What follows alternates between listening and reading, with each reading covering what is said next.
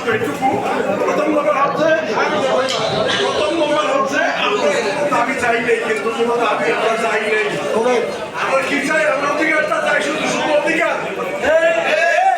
আমরা যেমন ধরেন আমরা ইচ্ছে করলে যেটা করতে পারি, সে কথা আমরা বলি নেই। আমরা যখন পূর্ণ হয়েছি সারা দেশে,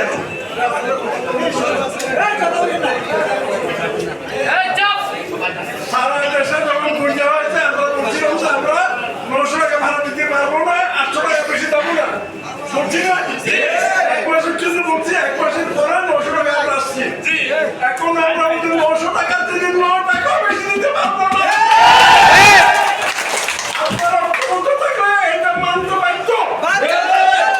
আপনারা এই সিদ্ধান্ত নিলে 900 টাকার বাইরে একটা কথা বলে আমার শ্রমিক ভাইরা যে টাকা ইনকাম করে, এই টাকার উপর তার বাবার হক, তার মা বাবার হক, সাবেক ছাত্রের কোনো হক নাই, হক নাই, পুলিশের কোনো হক নাই, মাস্টারদের কোনো হক নাই।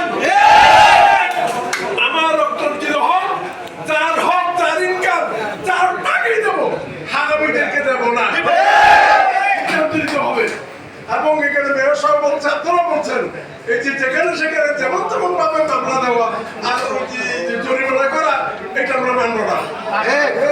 দেশ চলছে একটা ক্রান্তি লগ্ন, এই ক্রান্তি লগ্নে আমাদের পুলিশ বাহিনীর ইচ্ছা মতো মামলা বসাবেন আর জরিমানা আদায় করবেন, এটা আমরা হতে দেবো না।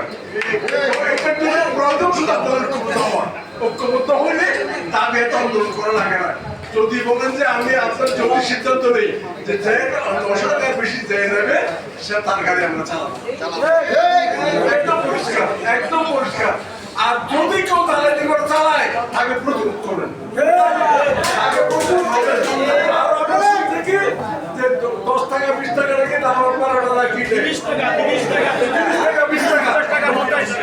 50 একটা গ্যারেজে কয়টা গাড়ি থাকে? একটা গ্যারেজে 100 থেকে 50টা গাড়ি থাকে। 50টা 2 তলা 100 তলা 50টা 50টা 30 টাকা করে কত হয়? অনেক টাকা। আপনি সেই দিনে মাসিক যে পণ্য কত হয়? মাসিক 70,000 টাকার উপরে হয়। সুতরাং আমরা এটাও কোনো অবস্থাতেই দেব না। আর যার গ্যারেজ যে মালিক সেই দেবে তার অন্য। আমি যে তার নির্দিষ্ট সেই বাড়িতে তার বেতন দেবে, আমি তার দেবো না।